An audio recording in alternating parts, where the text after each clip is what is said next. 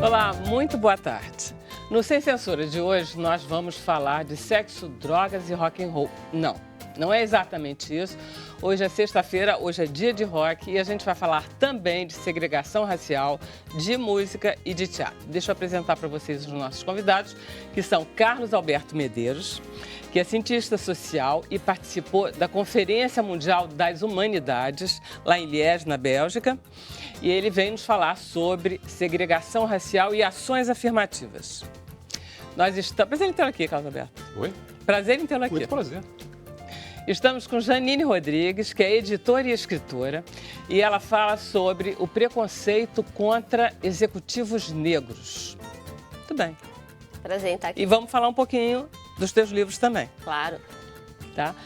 E Cláudio Gabriel, que é ator, diretor, e ele está dirigindo a peça Êxtase, que fala sobre drogas e que está em cartaz aqui no Rio. E é a sua primeira direção. Exatamente. E você está gostando? Estou gostando muito desse desdobramento aí. Prazer em tê-lo aqui, Cláudio. Prazer em revê-lo. Obrigado. Obrigado. Prazer E nós estamos com Rodrigo Santos, que é cantor e músico, integrante do Barão Vermelho. Rodrigo está lançando um novo CD, que é o Efeito Borboleta, com o seu parceiro Fernando Magalhães. Prazer em tê-lo aqui. Prazer todo meu, a todos. Muito obrigado. Maravilha. Estamos com Camila Abreu. Camila, não vejo você tanto assim. Isso deve ser Vera. aquele seu afilhado que nasceu, Matheus, e que aí fica roubando você da nossa companhia. Pois é, agora eu só penso no Matheus, só penso no meu sobrinho. Então tá, então diz a dica aí para os nossos telespectadores. Claro. Para participar do Sem Censura é muito simples, basta você entrar na sua rede social favorita, pode ser o Twitter, o Instagram, o Facebook, mandar o seu comentário para os nossos convidados que eu vou receber e repassar para eles. A gente já está ao vivo pelo Facebook, então participem. Maravilha, Camila. Deixa eu pedir então para o Rodrigo, para ele nos brindar, para a gente começar logo com música. Rodrigo, você vai tocar um pouquinho para a gente se animar. Bora. E o que você vai tocar? Já que é pra animar, vamos começar com Podia Ser Feliz, então. Olha uma música só, do vamos lá de Barão. Todo dia a insônia me convence que o céu faz tudo ficar infinito e que a solidão é pretensão de quem fica escondido fazendo fita. Todo dia tem a hora da sessão coruja. Só entende quem namora. Agora vambora. Estamos, meu bem, por um triz. Pro dia nascer feliz. Pro dia nascer feliz. O mundo inteiro acordar e a gente dormir. Pra o dia nascer feliz. Essa é a vida que eu quis. O mundo inteiro acordar e a gente dormir. Todo dia é de tudo em nome do amor. Essa é a vida que eu quis. Procurando vaga, uma hora aqui, outra ali, no vai e vem dos teus quadris. Nadando contra a corrente, só pra exercitar todo músculo que sente. Me dê de presente o teu bis, pro dia nascer feliz. Pro dia nascer feliz. O mundo inteiro acordar e a gente dormir. Pra o dia nascer feliz. Essa é a vida que eu quis. O mundo inteiro acordar e a gente dormir.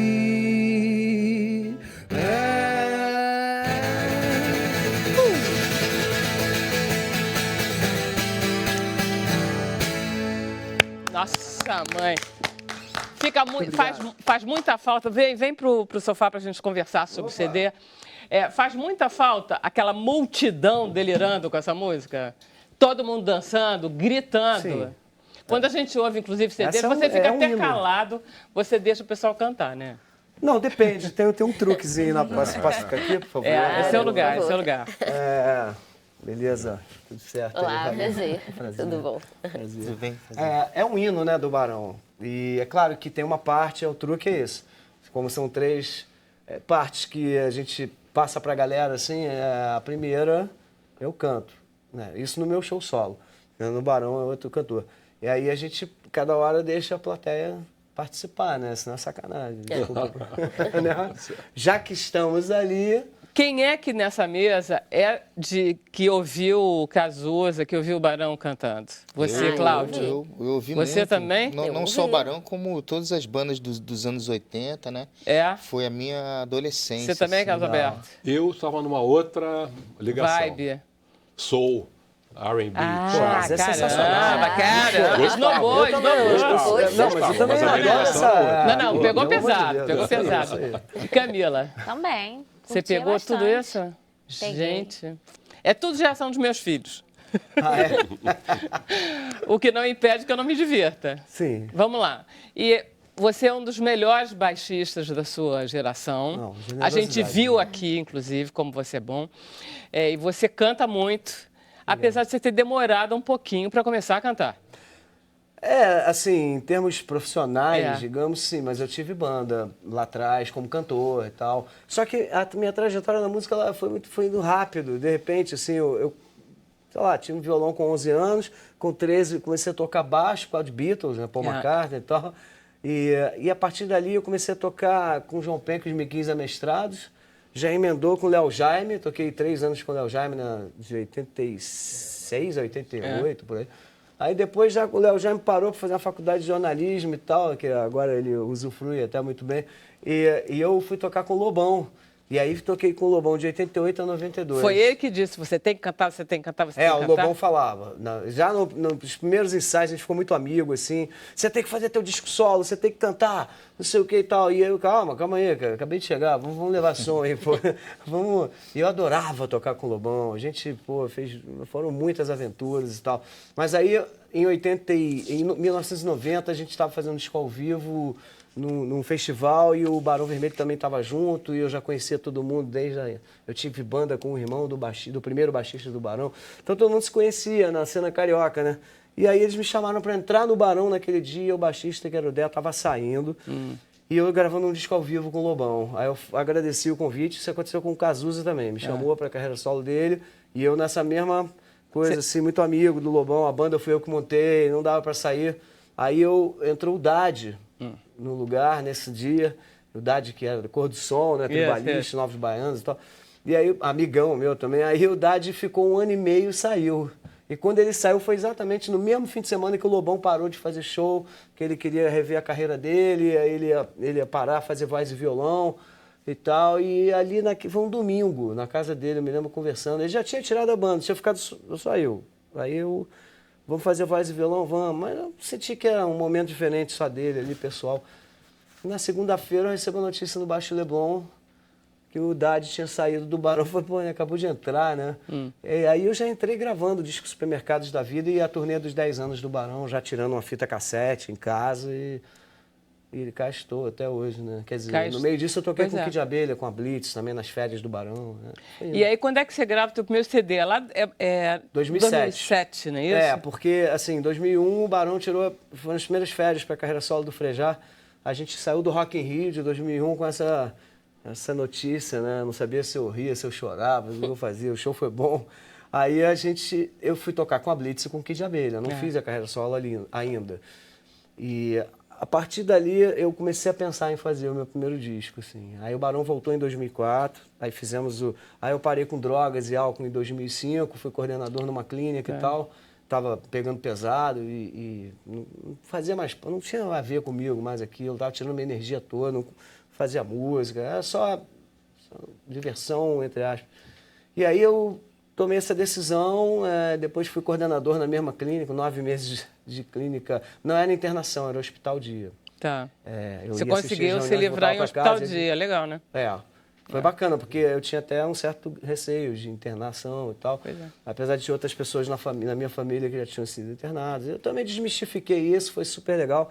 As reuniões eram maravilhosas. E aí, a partir dali, 2005 eu comecei a mudar a minha cabeça em relação até a fazer a carreira solo, não só um disco, e seguir minha trajetória. Esse pedaço de... Só para eu entender idade, quantos anos você tinha quando você começou a entrar pesado em droga e que idade você tinha quando você largou? Dependência química não tem, né? Num tratado de Tordesilhas, nem Atena. Você simplesmente Você nem sabe quando você começou, né? Mas você sabe quando você para. Exatamente. Mas, Você nunca sabe... Eu não sabia quando parar, realmente, em todos os sentidos. Inclusive, quando começava a noite, era uma incógnita, assim...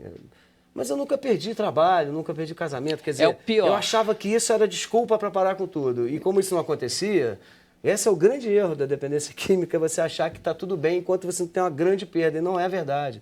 Você pode viver enclausurado dentro de você mesmo, num mundo horroroso e achar que está tudo bem, porque você continua mantendo, não sei o quê, a tua mulher está te aguentando, teus filhos estão sofrendo, mas está todo mundo ali. Nessa época eu não tinha filho ainda e tal, e quando eu tive o primeiro filho, aí já começou, a minha cabeça já começou... o meu casamento tem 20 anos, eu sou casado há 20 anos e 2 filhos, né? Um de 18 e um de 11. Então, ali naquela época do nascimento do primeiro filho, a minha vida já mudou e com essa mudança não cabia mais, só que eu demorei mais uns anos, uns 4 anos até, porque tinha show todo fim de semana, tinha festa, todo mundo fazia a mesma coisa. Mas digamos que se você disser uma data onde eu acho que começou a ficar mais exagerado, foi mais ou menos por volta de 1990, por aí, assim. Tá. Foi uma transição Lobão, Barão, assim, uma época de muita liberdade, eu não estava namorando. Você mais ou menos com 30 solteiro. anos. Um pouco menos, né? Começa, eu alerto muito, assim, não proíbo nada, meus filhos, nada, todo mundo tem direito de fazer o que quiser. Eu informo. Eu acho que basta mais contar... gente na família, inclusive. Pois é, basta contar o que você passou com sinceridade, que é um bom alerta, né? E esse alerta é tipo assim, nunca perca as duas opções. Eu perdi. Eu ficava só com a opção de me drogar, de beber, de me drogar. Não pode perder a segunda. Senão você perdeu. Que bom que você saiu, porque nem todo mundo consegue sair. E é interessante porque você até pode levar a vida profissional e ser rico, sei lá. E casamento e tudo mais, mas uma hora a vida vai te cobrar, né, cara? Uma hora o corpo vai te cobrar, a cabeça... Alguma coisa vai acontecer. Você está limpo há quanto tempo?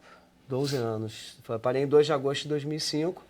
Eu gravei o DVD do Barão com 18 dias de abstinência no circo voador. Caramba, só maluco, né? Lá. Mas isso que eu falo, que eu falo pro meu filho, assim, tem que ficar muito atento entre os 18 e os 30, assim, ou 25, essa época.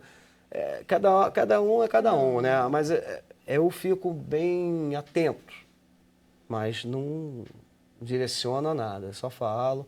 Qualquer coisa eu tô aqui. Se precisar de ajuda, você sabe que você pode contar comigo, só isso. Para mim é o suficiente para qualquer coisa. Tá. Mas depois disso eu fui... Quando você eu parei, continua, foi né? só a vitória, em termos internos, assim, né? Não é nem o resto. Deixa eu falar do teu CD, porque como o Cláudio está com essa peça, o Cláudio está com uma peça chamada Êxtase, que tem... Êxtase, né? Que tem essa problemática da droga. Esse teu CD, então, é o 3º, 4º, 5º? Não, esse é o 7º da Aí, carreira solo. aí, não tá mal. Pois não tá a energia estava guardada e desperdiçada, digamos assim, né? Então ela virou uma energia construtiva e eu sempre fui de show e aí eu acabei construindo. Pois é, o efeito borboleta, você já fez show de lançamento, já está na internet? Não, ainda não fiz show de lançamento, eu vou lançar oficialmente o CD agora, terça-feira, dia 29 de agosto, na Livraria da Travessa. Pode falar isso aqui? É para falar. A ideia é para falar.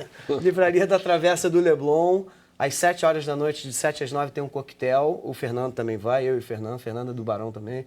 E a gente resolveu fazer um projeto paralelo em dupla, assim, 15 músicas dos dois inéditas. Então vamos lançar na Livraria da Travessa. Depois o show, mais pra frente. Tá, eu estava ouvindo ele, tem um que você fala justamente desse período aí, que é a espera, né? Você estava falando.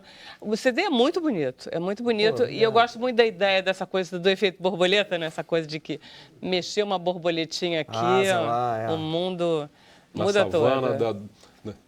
Africana e vai causar um furacão no Caribe. Exatamente. Isso eu acho sensacional. Então tá, então vamos emburacar aqui um pouquinho, hein, Cláudio? Sim. Continuar no... Vamos.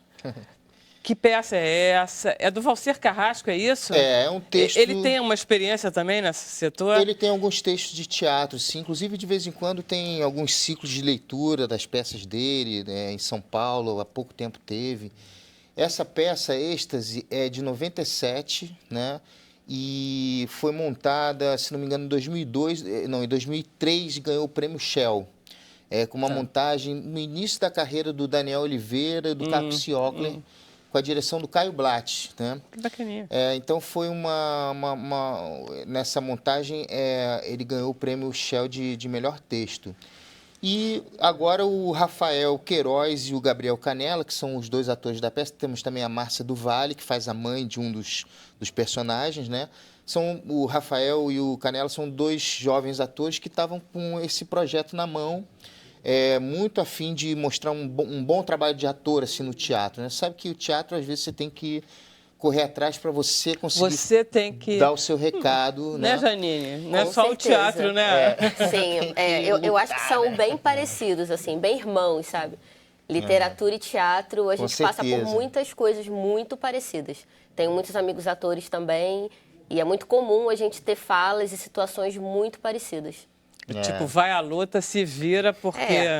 Vai que vai. Inclusive, essa peça ela teve muita dificuldade. Nós não temos patrocínio, assim, fizemos na força, na garra, no amor mesmo, sabe? Caramba, claro. Porque exatamente fala sobre drogas. Quer dizer, Conta a historinha, porque a historinha ela é fácil de contar. São dois amigos, né, que moram. Um é um cara de classe média, que é o personagem do Canella, que é o Felipe, né? E o Raul, o personagem do Rafa, né? O Rafa Queiroz. Então, o Raul, ele vem do interior, né? De uma cidade do interior do Rio, ou de qualquer lugar, a gente não citou no Rio de Janeiro, mas sabe que veio do interior para uma cidade grande, né? E mora com o Felipe num apartamento que é bancado pela família do Felipe. O Felipe é um cara de classe média alta. Tá. E a mãe banca esse apartamento. Os pais são separados, essas informações vão sendo ditas ao longo da peça. E a mãe, em determinado momento, ela aparece no apartamento porque é o dia do aniversário. A peça se passa no dia do aniversário do Felipe. E é uma peça que fala sobre drogas, mas inevitavelmente ela fala sobre amizade, sobre afeto. Ela passa também por uma questão de homossexualidade, porque a amizade dos dois ela fica no limiar de uma relação homossexual, mas que não se concretiza, mas que a qualquer momento fica pode latente se concretizar. essa coisa. E essa relação que pode ser amorosa dos dois vem de uma carência muito grande dos personagens, né? Então, o Valcir, ele constrói muito bem o texto, porque, inclusive, tem humor dentro disso, né? Que eu acho E são muito dois bom. meninos de que idade? Entre 20 e 30? Entre 20 e 30. Não são adolescentes, 20 e poucos anos o mais. Felipe, o Raul um pouquinho mais velho, talvez beirando os 30. Nenhum dos dois trabalha, nenhum dos dois estuda? O Felipe estuda biologia. Isso que é interessante, porque ele tem uma vontade de entender como é que a vida acontece. Esse é o Felipe. O Felipe fala das e o células. O Raul não. Ele tá chegando. É um encostado. Ele é um cara que fica na aba do Felipe, na aba da mãe do Felipe, por consequência. Deixa eu mostrar, então. Tem um vídeo. Vamos ver, porque aí você acaba de contar a história. Claro. Emília, pode passar. Clean. Tá clean. Absolutamente diferente do meu. Cheio de móveis, de objetos. Ai, às vezes eu me sinto sufocada de tantos objetos. Eu queria ter a coragem de viver como vocês, assim, com o mínimo necessário. Você sabe o que é uma célula? Eu sei o que é uma célula. A célula é a unidade fundamental de um organismo vivo. Cada célula carrega milhares, milhões de informações. Quando o óvulo da mãe encontra com o espermatozoide, a gente começa a existir. Somos todos uma célula. Dessa célula brotam milhares, milhões de células. Pensou que eu não vinha, né? Seu pai ligou? Não, mãe. Nem meu irmão. Ai, seu irmão anda maluco com um novo emprego. Você imagina que ele tem a chance de ser promovido para uma matriz em Los Angeles? Para um executivo jovem como ele, em início de carreira, isso é uma grande oportunidade. Uma amiga diz que não adianta fazer plástica se você não fizer plástica na memória. Imagina se alguém me pergunta: você assistiu a primeira versão da novela Selva de Pedra? Eu devo responder: não, eu não era nascida. E por aí vai. Perder a memória muda a idade da gente. Esse foi um vídeo que a gente fez, na verdade, na sessão de fotos, né? Tá. Não é a peça ao vivo. A peça, na verdade, Não, tudo hoje bem, já é tem... só pra gente dar uma ideia dos personagens e dos atores. Essa é a mãe dele, pois ela disse que tem um apartamento clean, né? Quer dizer, ela chega no apartamento e não tem nada, não porque tem os caras nada. vendem tudo, Colchão né? no chão. Os Eu caras vão adoro esse vendendo. despojamento, quer dizer. Ela meio que não quer ver muito bem o que está acontecendo. Ele tem um puff no meio da sala, não tem mais nada. O relógio que ela deu, que era da avó do Felipe, que era uma antiga...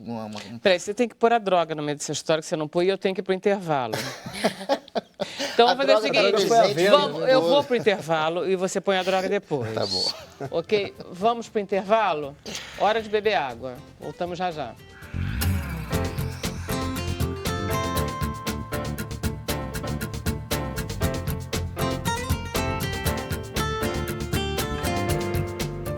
Estamos de volta com o Sem Censura. Deixa eu perguntar para Camila se ela já tem perguntas e comentários para os nossos comentários. Temos comentários. O pessoal ficou animado com o início do programa com rock and roll. A Paula Nobre comentou: estou amando, muito rock, oba.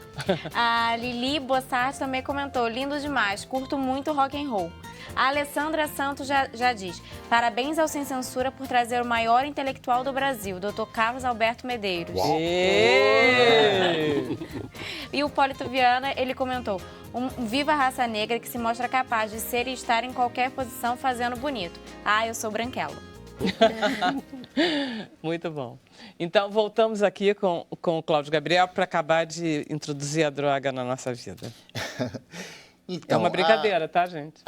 O mote da história é esse, é aniversário do Felipe e o Raul sai pra rua para fazer alguma coisa. Quando ele volta, o Felipe cheirou toda a cocaína que era para eles produzirem crack, na verdade. Então, eles são pequenos traficantes também, além de consumirem vários tipos de droga ao longo da história. Então, quer dizer, o mote principal é esse. Quando o Raul chega, o Felipe está completamente cheirado, louco, e falando muito esse texto aí sobre a célula e tal. Tudo isso é esse início muito frenético. E a partir daí o Raul começa a pressionar ele que eles têm que resolver esse problema, ou seja, tem que arrumar dinheiro para conseguir comprar novamente cocaína, para conseguirem malhar a droga com comprimido, com Novalgina, como a gente sabe que tem essa coisa, né? Os caras misturam várias coisas na droga pura, né? E aí, para isso render mais dinheiro para eles e para eles também terem uma parte para eles consumirem. Então, essa roda viva desses personagens. Eles cheiram, eles produzem, eles vendem com isso, eles compram mais, eles pegam o dinheiro da mãe, tem mesada do pai que vem, é tudo também voltado para a droga, eles vendem tudo que tem no apartamento. Isso dura um dia?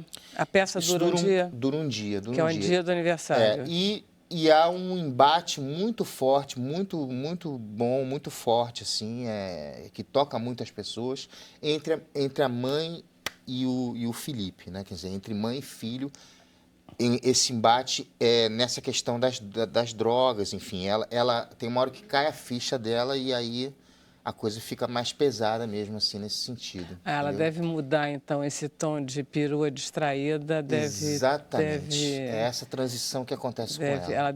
Aí ela muda totalmente. É isso. Então, assim, é um universo, assim, muito triste, mas como eu disse, o que é interessante é que o Valcir, ele consegue extrair o humor. O humor, quando eu falo humor, é um humor patético, né? É um humor que vem dessa degradação. Claro que não tem um humor assim não é um humorzinho, né? Não é um humor rasgado.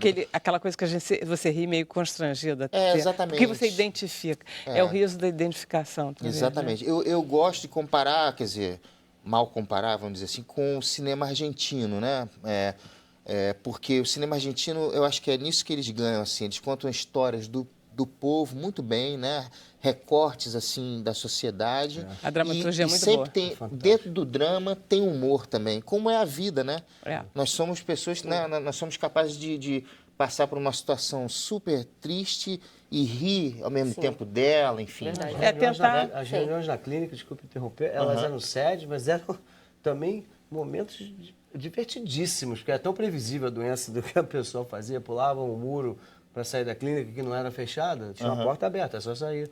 Então, assim que pulava um muro, 2 metros, bum, aqui, estava aberta a porta. Então, assim, essa história gerou anos de reunião, tá aquele cara ali, quando chegou, você vê como é que tava louco. Porta aberta, o cara pula o muro. Vai entender, aí a história, claro, tem momentos divertidos, engraçados dentro disso aí que você falou mesmo, dessa previsibilidade da degradação, mas de uma maneira assim, caraca, é muito óbvio isso aqui. A gente ri, a gente consegue rir da tragédia, né? Vocês já estrearam? Já estreamos dia 3 de agosto, né? Tá. Estamos aí no meio da temporada e vamos até dia 1º de outubro. Ah, tem tempo, então. Então, diz o serviço direitinho. Que teatro?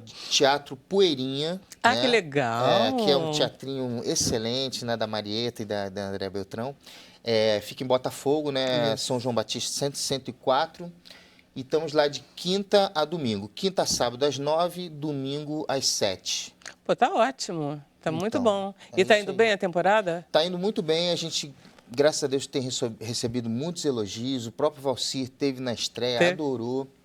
E está divulgando, também ajudando a gente a divulgar, a colocar público no teatro, porque, né, a gente precisa, ainda mais nesses tempos assim difíceis na cultura, a gente precisa de público no teatro, então eu estou aqui também fazendo isso. Faça isso. Outro dia a gente teve a Eliana Pittman, ela veio aqui.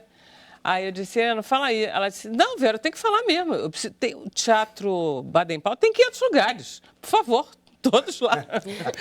Não é brinquedo, não, né? Então, e o teatro é pequeno, mas tem que... O teatro é pequeno, tem tipo uns 50 lugares, assim, né? Mas é muito interessante porque como a peça se passa num apartamento, o público, ele fica muito próximo, assim, é muito melhor do que... Peraí que eu quero falar uma coisa com você. Sim. Antes, que eu não posso esquecer, é que além de ser ator e tá estreando essa direção, você também pinta. Você sabe. Isso foi uma... Você descobriu isso? Eu sempre tive aptidão para o desenho. Ele também. Também. Olha, que legal. Quadrinhos e tal, e capas. Vou conversar para ilustrar o próximo livro. Pois é. Aqui, ó. Bora. Em 2010, eu resolvi entrar no Parque Lage. E aí fui fazer pintura. E aí uma outra paixão, um outro universo assim, se abriu e que me ajudou também, de certa forma, a dirigir essa peça. Foi? Né? Porque é um quadro, né? A encenação é um quadro que você pinta, né? Você tem que... a luz, é o cenário, né? A gente se inspirou em algumas instalações de arte contemporânea para o cenário. Então, as coisas estão ligadas, né? Que legal. Artes, eu procurei na internet um quadro seu, mas não tem. Porque assim, eu estou ainda... Ainda está no nível... estou engatinhando ainda. É um mercado muito difícil também. Não, você descobriu o primeiro prazer. O mercado a gente vê daqui a pouco. Exatamente, é isso aí. Carlos Alberto, que conferência é essa de humanidades que se passa na Bélgica? Não, essa é uma conferência da Unesco que reúne pessoas do mundo inteiro ligadas... O tema de humanidades é um tema muito amplo, que abriga desde questões de perseguições religiosas, questões étnicas e raciais, questões políticas. E havia representações, como eu disse, do mundo inteiro. Mas era uma conferência temática? Assim, tipo assim, esse ano vamos conversar... É uma coisa ampla. É sempre amplo. É sempre amplo. Tá. Então, e você foi o representante brasileiro, é isso? Não, no caso, nós fomos uma delegação afro-brasileira, liderada pelo Ivanir dos Santos, que fomos tratar dessas temáticas ligadas à questão de raça. Ou seja, o Ivanir mais especificamente sobre intolerância religiosa. E no meu caso, eu fui falar sobre essa situação que a gente tem vivido no Brasil, que é uma situação, ao mesmo tempo... Nós temos essa crise, esse horizonte sombrio, mas do ponto de vista da questão racial, tem havido avanços importantes. Eu falo, por exemplo, da presença de alunos negros nas universidades, que aumentou muito em função das políticas de ação afirmativa, e é uma coisa visível. E esses alunos também têm se organizado em coletivos, em grupos. Ao mesmo tempo, nós vemos esses movimentos liderados por mulheres. Algumas semanas atrás, tivemos no Rio aquela marcha em Copacabana das mulheres negras. Isso significa que esse discurso tem tomado setores importantes da sociedade, para não falarmos das redes sociais, onde o debate tem sido muito intenso. Hoje em dia, não há um dia da semana em que você não abra o jornal e que não haja alguma coisa a respeito dessa questão. E era uma questão que costumava ser jogada para debaixo do tapete. Então, só isso já significa um grande avanço. Porque para que você resolva um problema, é preciso, em primeiro lugar, reconhecer a sua existência. E a sociedade brasileira, aos trancos e barrancos, tem reconhecido que o problema racial é, eu diria, uma ferida exposta que precisa ser fechada. Olha só, Carlos Alberto, você tem formação de jornalista e aí você foi para as ciências sociais, você foi para as ciências jurídicas, você foi se formando em tudo quanto é área das ciências humanas. Não, na verdade eu fiz a graduação em comunicação e editoração no FRJ e fiz o mestrado em ciências jurídicas e sociais na Fluminense, de onde saiu a minha dissertação, que deu o livro Na Lei e na Raça, Legislação e Relações Raciais Brasil e Estados Unidos. É uma comparação, e eu estou trabalhando de novo isso agora no doutorado, essa comparação entre essas duas sociedades que têm tantas diferenças, mas também tantas semelhanças do ponto de vista da questão de raça. E que na verdade, sempre foram comparadas. Sempre. O Livio Sansoni, que é um antropólogo italiano, que agora está na UFBA, ele diz que Brasil e Estados Unidos sempre funcionaram como uma espécie de jogo de espelhos em relação à questão de raça. Um se avaliando em relação à imagem projetada pelo outro, frequentemente distorcida, exagerada. Claro. Então, por muito tempo, o Brasil foi considerado melhor.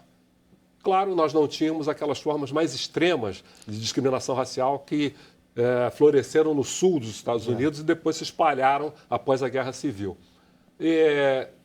Não significa que nós não tivéssemos problemas, mas o Brasil, creio que a gente poderia ficava melhor na fita, porque não separava banheiro, não tinha Ku Klux Klan. Embora houvesse segregação. Coisas horrorosas. Embora houvesse segregação. Eu conhecia a segregação racial no Sul. Minha mãe era do Rio Grande do Sul e eu visitava o Sul com uma certa frequência. E lá havia, não apenas, clubes de brancos e clubes de negros estritamente separados, todos. Declarados. Declarados. Né? Tá. Não por lei, mas por costume. Festas de brancos e de negros separadas nas favelas, organizadas por sindicatos, era sempre separado. As escolas de samba é como se fossem clubes dos negros pobres, não havia brancos nas escolas de samba. Então, essa é uma situação de segregação racial, não por lei, mas por costume. Claro. Então, por muito tempo prevaleceu essa imagem, até que, depois do final da década de 60, com as mudanças que houve nos Estados Unidos, sintetizadas em slogans como Black Power, Black is Beautiful. Black is Beautiful. Os Estados Unidos viraram um paradigma positivo, não de sociedade igualitária, não, mas uma sociedade que estava tentando enfrentar esses problemas e conseguindo algumas vitórias. Foram eles que inventaram as ações afirmativas, afinal. Não. Ação afirmativa, por exemplo, no Brasil, existe desde a década de 30, com a lei dos 2/3. A lei dos 2/3 que reservava 2/3 das vagas de empregos nas empresas funcionando no Brasil para brasileiros. Numa época em que empresas de propriedade de imigrantes, por exemplo, em São Paulo, no Sul, só contratavam imigrantes.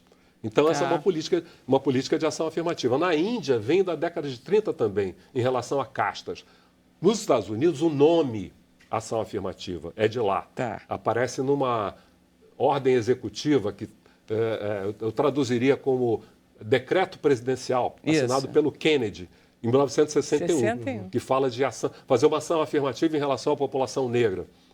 Mas esse tipo de política já existia em outras sociedades. Em Israel, em relação aos felachas, os judeus etíopes que imigraram para Israel. Na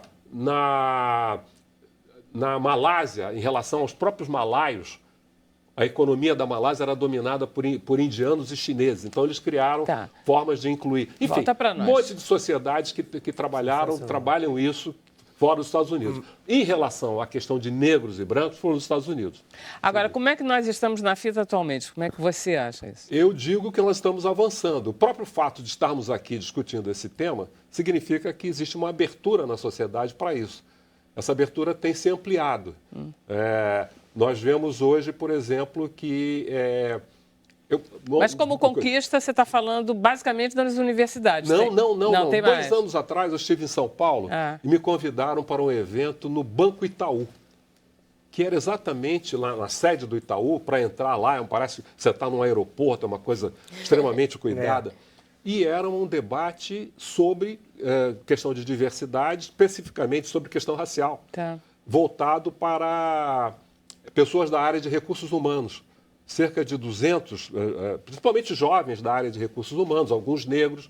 Então, eles estão debatendo isso e as perguntas que a plateia fazia mostravam que não era uma novidade, eles estavam trabalhando isso já há algum tempo. Então, existem empresas, eu fiz uma palestra na IBM, a Xerox está trabalhando com isso, existem empresas trabalhando com isso fora, então, da área pública. Me diz uma coisa, eu tenho a sensação, e eu não sei se eu estou exagerando, que o brasileiro não se reconhece como povo mestiço. Ele não é um povo dividido. Os Estados Unidos, ele é muito mais. Ele inclusive quantifica a quantidade de sangue negro, sangue branco, aquelas coisas todas esquisitas. O Brasil, ele é mais mestiço, mas ele não se reconhece como mestiço. Não é nada essa disso. Coisa da mestiçagem é bastante complicada. Então, se a gente olhar, por exemplo, a população negra americana, eu tenho tido muito essa experiência de ir para lá, quase todo ano eu vou para lá. E lá nos Estados Unidos eu sou visto como o quê? Como um americano. Por quê? Porque eu sou parecido com os negros americanos.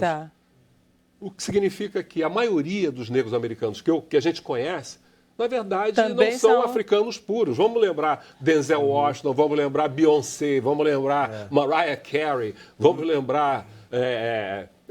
todos esses astros e estrelas que aparecem, na maioria, também são mestiços. Só que há uma diferença. Aqui no Brasil houve uma política de mestiçagem, inclusive com o objetivo de acabar com a população negra. Isso.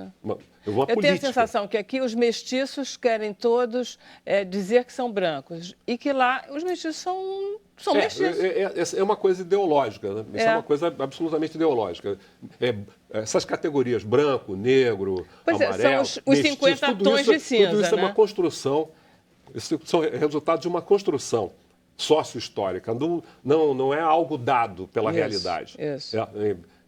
Não existiu desde sempre. Começou a aparecer a partir dos chamados descobrimentos, quando os europeus começam a fazer... Europeus também é uma construção, africano, África, tudo isso é construção. Então, os europeus começam a fazer contato com povos que eram diferentes deles, do ponto de vista físico e cultural. E numa época em que eles estavam com uma superioridade bélica, em função da pólvora, principalmente, tanto a bússola, que possibilitou as navegações quanto a pólvora, que vieram do Extremo Oriente. É o começo do processo de globalização. E eles começam, então, a construir, primeiro, a ideia de que a humanidade era dividida em raças, porque se a gente pega a Bíblia, o Corão, o Torá, todos os livros antigos, quando se fala de raça, não se está falando de branco, negro, está se falando dos hebreus, está se falando dos gauleses, né? Era outra coisa. Então, essa construção começa a ser feita nesse período e recebe um arcabouço científico no século XIX, a partir tanto das ciências humanas e sociais, quanto da medicina, da biologia e, mais para o final do século, da genética. Então, essa ideia, não apenas a humanidade é dividida em raças, mas ela é estruturada numa pirâmide com os brancos no topo e os outros grupos na base. Cara, eu podia ouvir o dia inteiro ele falando. Tudo isso é construção. Eu podia ouvir ele o dia inteiro falando. Branco é uma construção. Branco é uma construção. Por exemplo, Estados Unidos, a gente imagina... Não, eles lá sabem o que é branco. Sabem. Irlandeses não eram considerados brancos. Italianos não eram considerados brancos. Judeus não eram considerados brancos. Não eram não, né, o Carlos Alberto? Não são, né? O maior massacre... Não são, né? Italianos e irlandeses, talvez, os judeus ainda... Nós vimos agora manifestações contra judeus lá em Charlottesville. Charlottesville o maior massacre étnico cometido nos Estados Unidos foi contra italianos trabalhadores e imigrantes italianos que chegaram no porto de Nova Orleans. E foram milhares massacrados. O próprio filme do Spike Lee, do The Right Thing, que fala bastante dessa história do italiano ali. Sim. É uma família de italianos. Tem um filme, é um filme que você está falando?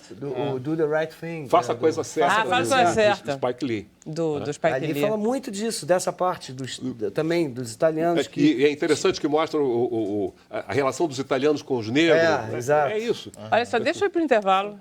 Quer dizer, contra a minha vontade. Vamos para mais um intervalo, a gente volta já já.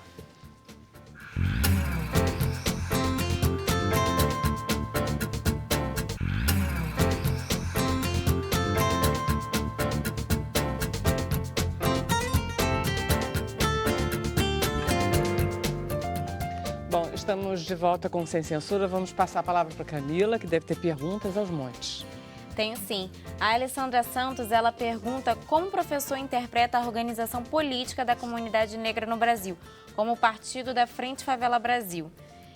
Ele acha que é uma reação a tanta ação de racismo agressivo na sociedade brasileira e da ação agressiva e revelação para as pessoas pouco conscientes do Brasil, conscientes no Brasil do racismo institucional.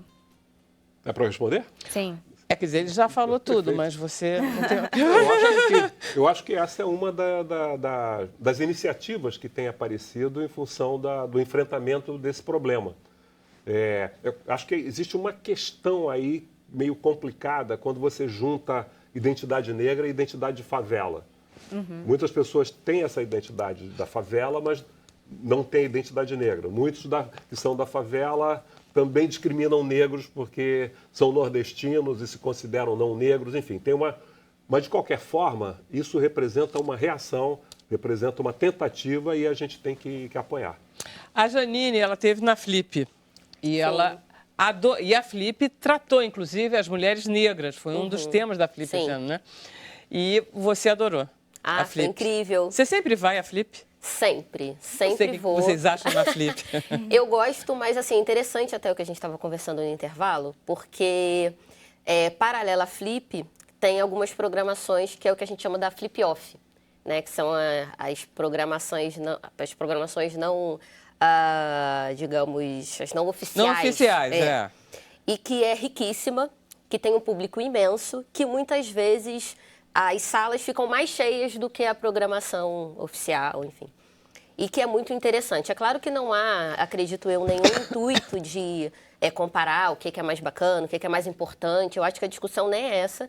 E sim porque tem uma questão do ingresso, nem todo mundo pode comprar, nem todo mundo consegue entrar em determinados lugares, né? Mas esse ano você gostou especialmente por causa dessa temática de mulheres negras, de literatura ligada... É muito importante falar que o que aconteceu na Flip desse ano é um movimento. Exatamente, né? Não foi assim, não chegou, foi não provocado. A gente vem num movimento, né? Principalmente Rio de Janeiro e São Paulo, né? De mulheres negras, enfim, de movimentos, né? Que vêm já nessa luta árdua, dolorosa, para que isso acontecesse, que foi o resultado da Flip desse ano. Então, isso não veio de graça, né? Teve realmente muitas coisas envolvidas para que isso acontecesse. E a gente está muito feliz, claro, com o resultado. Foi uma festa, realmente. E eu queria que você mostrasse os seus livros. Você é uma editora, Janine. Isso, eu sou escritora de literatura infanto-juvenil. E quando comecei esse trabalho, tive alguns percalços, por conta de divulgação do livro, do meu trabalho, e acabava que eu mesmo colocava a mão na massa, como a gente estava falando, né? A gente pega e vai lá e faz. E eu falei, eu preciso entender aí o que é esse mercado editorial, o que tem que fazer, como é que a gente vai atrás. E fui estudar mercado editorial para ter mais autonomia sobre o trabalho que eu estava desenvolvendo. E aí, a Piraporeando, que já acontecia, mas o trabalho era muito mais de incentivo à leitura e tudo mais, eu fui estudar mercado editorial para poder começar a publicar os meus próprios livros. A Janine, ela tem uma história ótima, porque ela começa fazendo letras, aí não gosta muito, aí ela tenta fazer direito, não gosta muito. Aí vai fazer gestão ambiental. Aí eu adoro essa história. Gestão ambiental. Aí faz gestão ambiental, trabalha em gestão ambiental. Mas aí não, Não tá bom, né? Escrever livro infantil. Eu escrevo desde bem pequenininha, né? Sempre gostei muito de escrever. A minha mãe é muito doce, mas é também uma mãe muito exigente. E eu escrevia cartinhas para pedir coisas para minha mãe. Em vez de pedir no olho, eu escrevi umas cartinhas para ela. E tenho um cunhado que é uma pessoa muito importante na minha vida. Meu pai morreu quando eu era muito nova. Então, esse meu cunhado tinha esse papel, né, do pai, da proteção e tal.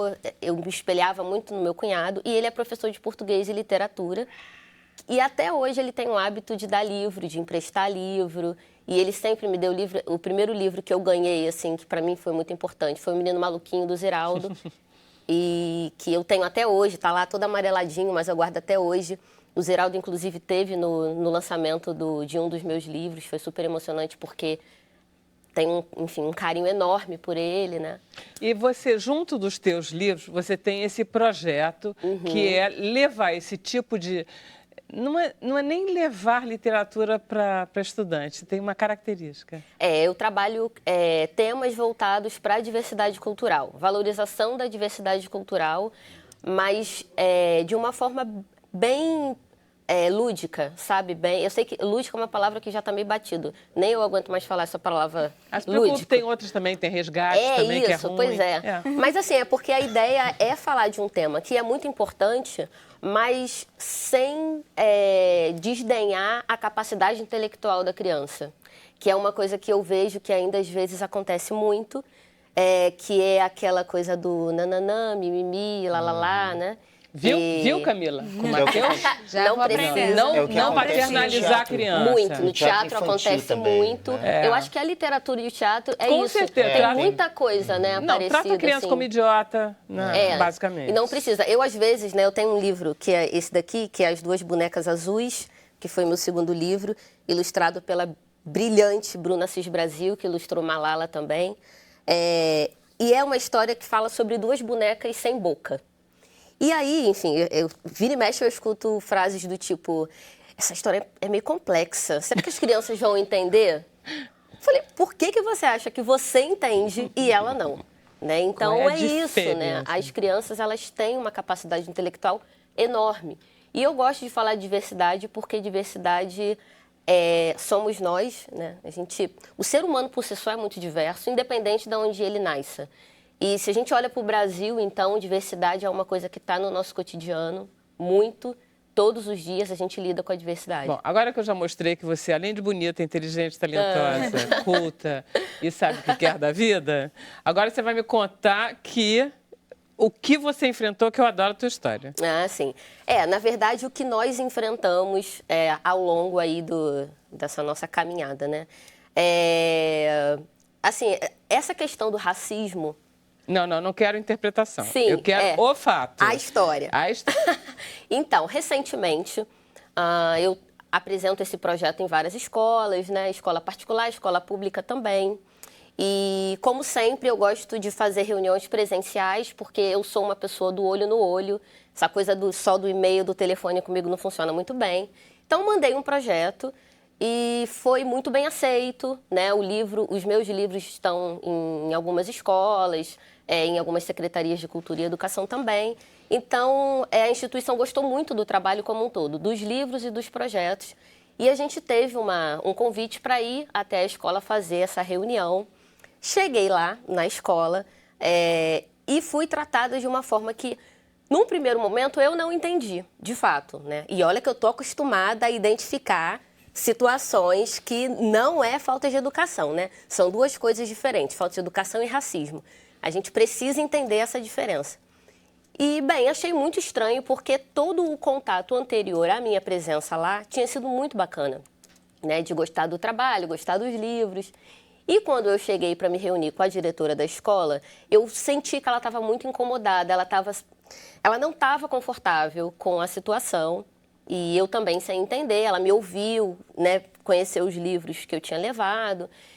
E depois de me ouvir, ela falou assim, olha, a Piraporianda é muito bacana, o seu trabalho é muito legal, eu gostei muito dos livros, mas se eu contratar você para fazer esse trabalho aqui na escola, eu vou ter problema com os pais, porque você é negra.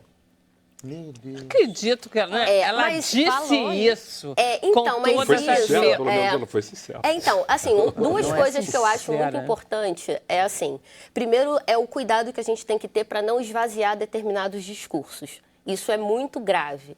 Isso acontece muito nesse universo aí do racismo, né? E a outra coisa é que isso, é claro, é deplorável, é triste, é absurdo, mas isso acontece muito. Então, não é assim, ai, que absurdo. É um absurdo, claro que é um absurdo, né? Mas isso acontece muito. É absurdo, mas é cotidiano. É cotidiano, exatamente. Então, e eu fiquei, obviamente, né, muito chocada, porque a coisa é tão absurda que a pessoa não se constrange de dizer que ela não vai te contratar, porque ela vai ter problema com os pais. Bem, se é que o problema era muito mais com ela, né? Que é o que eu acho, do que com os pais, enfim, daqueles alunos. Vamos lá perguntar para os pais. Exatamente. Aí o que você fez? Sim. Não. Aí, então, é claro que a gente sai dali, aí já bebe um copo d'água e pensa aqueles, né, 2 minutinhos, porque somos seres humanos, né? Mas, enfim. Mas é bacana porque todo esse trabalho, né, que o professor vem falando, a gente sabe muito bem, né? A gente é preparado para lidar com determinadas situações. E aí, obviamente, fui procurar a delegacia mais próxima, relatei o que tinha acontecido. Num primeiro momento, achei que teria muito mais dificuldade, porque quando não é um caso... Quando você vai sozinha, né, não tinha uma testemunha e tudo mais. Então, eu fui, relatei e, enfim, consegui fazer o registro, né, e tudo mais. E a coisa foi avançando, a gente entrou com um processo, né, eu e minha advogada, a gente entrou com um processo de racismo. É claro que aí teve toda aquela coisa de, ai, desculpa, eu quis te preservar, né, eu quis ter cuidado o discurso vai piorando. Exatamente. E assim, a gente vai comprar os seus livros, sabe? Aí vem aquela coisa que me incomoda, que é a questão do eu vou te ajudar, eu vou te estender a mão. Primeiro que a gente não precisa disso, né? Então, assim, eu não sei por que as pessoas ainda acham que a gente precisa de determinadas ajudas, Janine, né? Eu vou te dar um espaço, eu vou te dar um lugar. Não, né? Janine, eu estou terminando o programa agora. Queria agradecer muito ao Cláudio, a você, Janine, a você, Rodrigo, a você, Carlos Alberto, mas não acabou ainda, não. É assim uma espécie de finalmente, né, Camila? Isso. É meio assim. A vocês que nos acompanharam de casa, muito obrigado também. Hoje é sexta-feira, aproveitem o fim de semana. A gente volta na segunda às 5 horas da tarde. A gente vai seguir para o Facebook. Mas acontece que a gente podia pedir para o Rodrigo cantar uma musiquinha, para a gente docemente para o Facebook, assim. Vamos passar. E aí a gente conversa mais uns 15 minutinhos depois da música dele. Pode ser? Depois já rapidamente. Rapidamente. Vamos lá. Tá bom. Que os assuntos não acabaram. O programa é tão bom na correria, né? Tinha que ter mais. Horas, mas também não é sempre que tem convidados assim. Eu vou poder dar um recadinho depois do rádio? Não, isso é conosco. Então, o nome dessa música é Juntos de Novo. É do disco Efeito Borboleta. Preciso ler mais pra te cochichar novas palavras no seu ouvido. Preciso ver mais filmes à noite pra te observar com outros olhos, horas a fio, choro, sorrio, muitas histórias, você no meu ninho, saber que um dia não repete o outro e cabe a gente estar juntos de novo. Juntos de novo, na luz da manhã. Juntos de novo, na madrugada. Juntos de novo, de dia e de noite. Juntos de novo, no início e no fim. Preciso ler mais te te cochichar novas palavras no seu ouvido. Preciso ver mais filmes à noite pra te observar com outros olhos. Horas a fio, choro, sorrio, muitas histórias, você no meu ninho. Saber que um dia não repete o outro e cabe a gente estar juntos de novo, juntos de novo, na luz da manhã, juntos de novo, no início e no fim.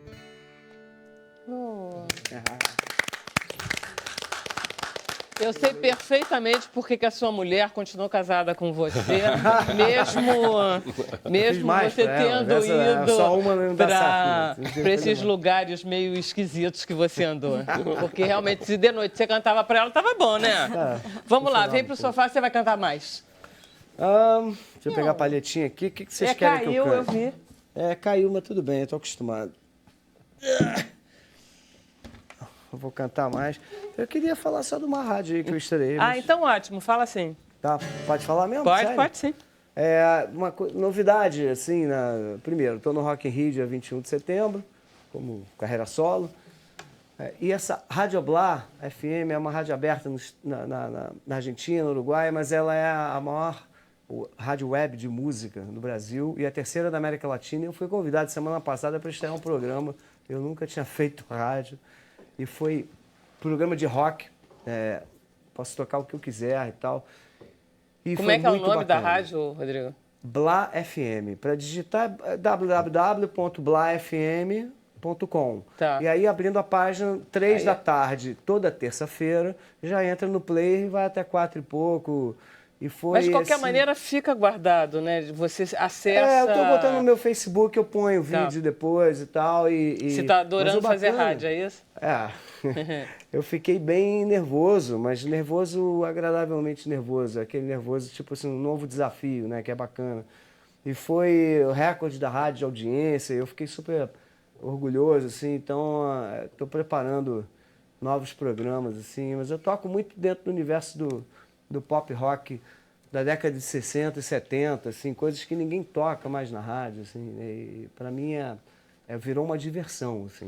É engraçado, né? Você enfrenta 10 mil pessoas, 50 mil pessoas, aí fica com medo da rádio. É engraçado, mas, assim, né? Mas eu disfarcei muito bem, eu fui preparado, fiz uns briefings, assim, umas histórias e tal, e eu também vou contar muita história do rock que eu vivi em todos esses anos. Você tem um livro. Você tenho um livro chamado Cara a Cara, a minha biografia, que eu falo, além de ter tocado e tal, como é que eu parei com drogas e como é que foi o dia a dia na clínica, da decisão de parar, do primeiro dia, da dificuldade, do dia seguinte, como é que eu me tornei coordenador. Você ainda dá coordenação lá para grupo? Não, eu faço muita palestra. Eu faço palestra no Brasil todo, em faculdade, ensino médio. Na escola do meu filho, eu fui fazer palestra e os amigos adoraram e ligaram. Porque eu falo como, não sendo dono da verdade, que ninguém é, né? E é uma doença individual. Então eu falo muito do coração, eu improviso todas as palestras, levo um pendrive com 1.200 fotos, fica passando da minha vida inteira, da infância. Eu digo como é que eu experimentei maconha, onde eu experimentei a cocaína e a Raul da Ajuda aos 19 anos, junto com o João Estrela. Meu nome não é Johnny, o filme. O João era meu melhor amigo. Então, assim, cada um foi para um lado, né, difícil, assim, e tal, e saiu. Mas as histórias vão indo e eu vou contando, eu falo isso nas palestras, como é que é fácil entrar, é difícil de sair e tal, e toco violão no final, e aí agora é o seguinte, agora é só violada, levanta aí, vamos levar um som, e acabo me colocando no lugar do aluno. Eu penso assim, pô, quem seria, se eu tivesse nessa palestra, falo muito isso, assim, se eu estaria achando um saco, ou se estaria achando legal. Então, eu falo assim, às vezes, não é nem para a pessoa que está na palestra, assim, às vezes você tem um amigo Depois eu acabo sabendo, as pessoas têm alguma história ou não, a diretora fala, pô... E você tem um amigo que está com problema de uma outra escola, da praia, um tio, o teu pai, tua mãe. Claro. E assim, tem saída, mas tem que procurar ajuda, aceitar ajuda, é fundamental, contar com o outro, pedir ajuda mesmo e tal. Então eu vou muito por essa linha, falo umas coisas engraçadas para descontrair e tal, né? Histórias... E canta. E canto. Porque eu acho que cantar... desenvolve, vai para uma outra área, porque assim, ao mesmo tempo as fotos mostram todos os festivais Rock in Rio que eu participei, Hollywood Rock, viagens internacionais, e mesmo assim me tornei um dependente químico. Quer dizer, não é porque deu tudo certo e estava dando tudo certo que não tem uma coisa mais disso, não. Tem uma coisa mais engraçada que isso, deixa eu passar a palavra para a Camila, é que você largou as drogas e continua tocando e cantando tão bem quanto. Muito obrigado. Não, é porque para não misturar que o talento realmente não tem nada a ver com as drogas. Eu não fazia uma letra para o Barão desde 1997, do disco Puro Êxtase, fizemos chamado Sono Vem e tal, e nunca mais tinha feito uma letra, cara. Engraçado. E em 2005, quando eu parei, eu fiz 70 letras. Na mesma semana. Isso é muito bonito. Por isso tantos discos, assim. Hoje eu estava lá em Itaperuna e vim dirigindo, cheguei aqui, vim para cá e agora eu vou tocar no Arpoador às 8 horas da noite. Nossa, quanta energia vocês têm. Camilinha, vamos lá. Perguntas. Antes de começar as perguntas, quero ler aqui o comentário do Alexandre Tomé, que ele comenta: é injusto um programa tão curto com convidados desse quilate. Também acho. Estou chocada. Também acha.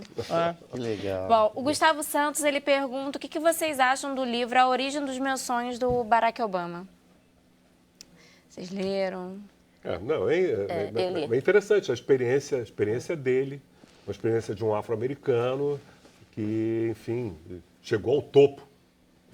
E algo que teve uma influência pelo mundo todo, sobretudo aquela coisa das crianças negras que puderam se projetar nele. Bom, se ele chegou a presidente dos Estados Unidos, eu também posso. Eu acho que é muito isso. E ele tem essa consciência do exemplo que ele é, como eles chamam lá de role model, né? O modelo de comportamento, o modelo de comportamento social, alguém que atingiu determinadas posições e quer mostrar que aquilo é possível para os outros também. A Cláudia Colares, ela quer saber qual a opinião do Dr. Carlos Alberto sobre apropriação cultural. E aí ela usa o caso do turbante. Eu acho esse negócio muito complicado. Eu acho muito complicado. Eu não acho que necessariamente um estilo de roupa seja propriedade de um determinado grupo. É claro que eu fico extremamente ofendido se eu vejo aquela coisa do blackface, pessoas com a cara pintada de preto, ou aquelas fantasias que ridicularizam o negro, mas eu vejo como uma coisa natural, tal como eu estou vestindo um traje de origem europeia. Né? Não creio que seja só um comentário apropriação. sobre isso. A questão do turbante, essa questão da gente não esvaziar o discurso. O problema não é usar o turbante, porque nesse caso específico, esse vucu-vucu do turbante começou por causa da menina que usou o turbante, que tinha câncer e estava usando o turbante, enfim, como um adereço, digamos assim, e gerou toda essa polêmica até por conta da situação de saúde dela. Mas quando a gente fala de apropriação cultural, a gente não está falando do indivíduo, a gente está falando de toda uma estrutura, né? Por que determinado objeto, como por exemplo o turbante, por que ele é bonito na cabeça de um branco e ele não é bonito na cabeça de um negro? Então, a apropriação cultural não deve ser levada para o lado pessoal, senão a gente vai esvaziar o discurso e a gente não pode fazer isso. A gente não está discutindo se o branco vai usar, se o indiano vai usar, se o japonês vai usar. A questão não é essa, não é pessoal, sabe? A questão da apropriação cultural, ela tem a ver com uma causa, ela não tem a ver com o indivíduo. Gostei. Sim. Colocou bem. O Júlio de Sari comenta: ter a oportunidade de estar aprendendo com o grande Carlos Alberto Medeiros não tem preço. Você dá aula, Carlos Alberto? Nossa, hein? Você é professor? Não sou. Não, você absolutamente. Temos que abrir uma universidade profissional. Você tem que dar. Você dá aula assim, tipo essas... Eu faço palestras e tal. Sim, cara, você é um professor nato, não é não, gente? Sim. A gente fica com vontade de continuar escutando. Exato. O Bruno Souza, ele fala para o Cláudio Gabriel, parabéns por contar essa narrativa que envolve a vida de muitas pessoas. Gostaria de lhe perguntar como essa peça poderá contribuir para as pessoas que passam e assistem isso de perto nas suas vidas. Então, o teatro tem essa função, né, social muito importante de trazer assuntos polêmicos e importantes, né? Eu costumo dizer que, assim, uma peça de teatro, ela pode transformar a vida de uma pessoa, né? Assim, se você faz uma peça falando... Eu fiz uma peça falando arte, né? Falando sobre amizade, chamava Arte. Você fez, né? Eu adoro essa peça. E no final da peça, as pessoas vinham falar com a gente assim, poxa, eu trouxe um amigo meu aqui, que eu estava com um problema com ele, e eu assisti a peça outro dia, e eu trouxe o cara aqui para a gente retomar essa amizade, porque é um grande... Então, assim, o teatro faz isso, né? A arte, de modo geral, né? E então, assim, a peça fala sobre drogas, não tem uma questão assim moralista, né? Não tem é uma discussão mesmo. Inclusive, a gente abre a quarta parede e olha no olho da pessoa muitas vezes durante a peça, que é como quem diz, o que você acha? Né? O que você pensa disso aqui que tá acontecendo aqui? Entendeu? Não, a gente não fica ali enclausurado. Poderia ser também, mas eu tive essa visão na direção porque eu achei importante a peça extrapolar a parede do apartamento desses caras, né? E a gente está falando também de Cracolândia. A Cracolândia está aí porque na isso rua, aqui é impressionante, né? Dormidor, mas o texto ele pode ser... As pessoas se identificam? Vem gente falar? As pessoas ficam muito tocadas, assim, tem muitos jovens que ficam muito tocados. Fica todo mundo quieto. Ou ele está passando por alguma situação difícil, ou como disse o Rodrigo, tem sempre alguém, um amigo. Não, esse mundo a gente nós tem, temos guitarra ao todos. vivo na peça, foi uma opção que deu certo também na minha cabeça, porque e é interessante porque o guitarrista ele fica em cena como um terceiro elemento ali, quer dizer, até a mãe aparecer, mas enfim, estão os dois ali no início, boa parte da peça, e fica um guitarrista ali que também é um menino jovem, assim, muito bom, muito talentoso, e ele faz toda a sonoplastia, o Guilherme Menezes, ele faz toda a sonoplastia e a trilha da peça, né, ali ao vivo. Só tem isso, só a guitarra que acompanha, faz a trilha. E aí, quando ele chegou na peça, para assistir o ensaio, a gente já estava com boa parte da peça encaminhada, e então eu falei, pô, assiste aí para a gente conversar depois, vamos trocando ideia como é que pode ser a música. Ele ficou profundamente tocado, assim, emocionado quando assistiu o ensaio, numa sala de ensaio, sem luz, sem cenário, sem nada, só os atores ali. E ele saiu para fora, assim, da sala e falou, cara, preciso respirar um pouco. Essa peça... Então, assim, aí é o termômetro, né? Que você vê um jovem que viu um ensaio, assim, caramba. Tocou-se pra caramba. Então, aí isso eu sempre multiplico, né? Por 1000 pessoas, né? Por um monte de gente que vai se identificar. Então, enfim, respondendo, é isso. Eu acho que a nossa peça, com certeza, ela traz esse debate, que é a mesma coisa que a gente está fazendo aqui com a questão racial e tal. É importante isso, né? É debater os temas e nunca cansar de debater. Não parar. Queria só dar um recadinho. A gente tem uma página no Facebook, né? Que é Êxtase, e no Instagram, Êxtase Teatro. Tá? Se vocês quiserem também, empresas interessadas, né? A partir de outubro a gente já pode fazer viagens, né? Finais de semana. Inclusive, a gente pretende, com algum incentivo de alguma empresa, alguma instituição, levar essa peça para cidades por aí do Brasil, né? Com debates também. Promovendo debates sobre o tema depois da peça. A gente vai experimentar um dia lá no Poeirinha. Abrir para debate, para ver o que rola, um dia né? específico, né? Não dá para ser uma coisa constante, mas a gente quer fazer essa experiência lá um dia, né? Divulgando. Esse dia vai ter um especialista ou um ex-dependente, enfim, né? Para a gente exatamente ainda aprofundar mais ainda, né? Para as pessoas poderem, inclusive, contar. Fala, Camila. A Débora Medeiros, ela pergunta, para o senhor comentar um pouco sobre as manifestações abertas de racismo após as cotas. O que tem acontecido? Eu diria muito que as redes sociais propiciaram isso porque pelo anonimato que essas redes, de uma certa forma, permitem, e essas manifestações têm aparecido de uma forma mais explícita. Mas eu creio que elas sempre estiveram aí. Uhum. Essas pessoas sempre pensaram dessa maneira. Agora elas se sentem mais estimuladas, de uma certa forma, e também mais, com mais possibilidade de exporem as suas ideias. Mas eu acho que isso, contraditoriamente, é bom, porque a pior coisa nessa questão, para mim, é a hipocrisia. Uhum.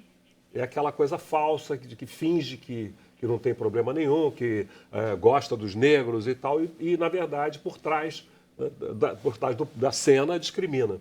Então, eu acho que abrir esse debate, expor essas posições, com tudo de negativo que isso tem, claro que não é algo numa única direção, mas acho que, no geral, isso é positivo. Sobretudo, né, Carlos Alberto, que a gente tem mais preconceito do que a gente acha que tem. Todos nós, porque nós somos todos nós. Então, conversar é bom porque a gente até verifica. Nós aprendemos que existe uma hierarquia na sociedade. Isso é ensinado pela família, pela escola, pelos meios de comunicação.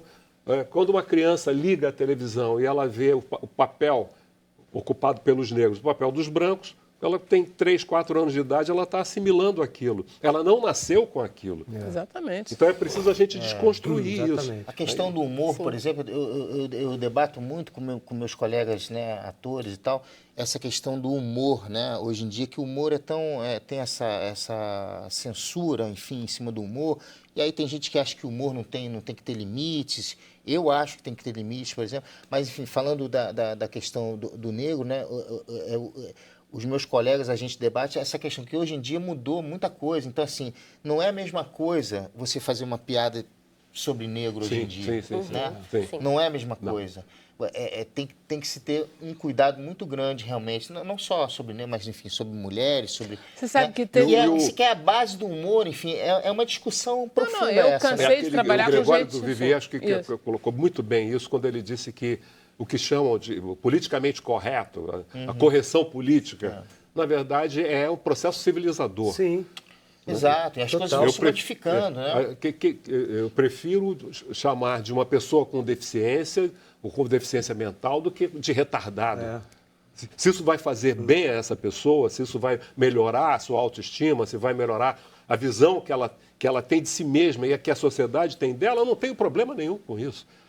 E eu acho que é exatamente isso que está sendo trazido para o porque o humor, por exemplo, se você faz uma piada sobre negro, depende, no meu ponto de vista, da piada. Porque muitas vezes a piada, ela tá levantando exatamente uma questão séria. Como a gente falou da peça de teatro, né?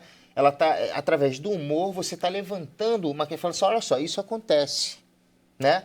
Agora, há piadas e piadas, né? Ele falou do Spike Lee, né? Ele falou do Spike Lee, dos filmes do Spike Lee aparecem essas piadas. Sim. Agora, de que maneira, com que objetivo... Mas está sempre um contexto, uma coisa crítica. Exatamente. Tem sempre uma... E quando dói no nosso calo, a gente sabe direitinho quando está errado, né? Ah, bom. Com certeza. Dói direto. Gente, podemos terminar o programa? Hoje é sexta-feira, nós temos muito o que fazer. Temos que nos divertir. De acordo com o pessoal na internet, não queria que terminasse, não. Vamos ficar. Mas... Eu topo. Vamos lá, faz mais uma pergunta. Só para a Janine, que o pessoal quer ouvir um pouquinho mais ela falar. Tá. O Oscar Henrique, na verdade, ele é de Porto Alegre e ele gostaria de contratar ela como escritora. E aí ele quer saber como fazer para chegar até você. Ah, bacana. Primeiro, obrigada. Tem o site da Piraporeando, que é www.piraporeando.com. Lá tem, enfim, o contato da equipe que trabalha comigo e vou ficar aguardando. Pirapora Nossa Senhora Piraporeando. Pirapora, em Tupi-Guarani, significa peixe bom. Tá bom. E peixe é o símbolo de Oxum, meu orixá, então Piraporeando. É isso. Acho que podemos encerrar, então. Tá, mas a Emília está pedindo para eu dar uma nota. Eu acho que são os 30 anos da morte do Pichote, não é isso, Emília? E segunda-feira o filme vai passar aqui na TV Brasil. Qual é a hora? 11 da noite. Ok, gente? 30 anos do Pichote, aquele menino talentosíssimo que foi-se embora muito cedo e que tem tudo a ver com a nossa conversa. Tudo a ver. Né? Em todos os aspectos, né? Nossa. Música, teatro, literatura. Em todos os aspectos, sociais, tá? tudo. Recado está dado. Camila. Podemos encerrar. Podemos, então. Você manda. Muito obrigada a todos. Vocês de novo. Foi uma delícia. Uma ótima sexta-feira. Valeu. Até segunda, então, 5 horas da tarde. Até lá.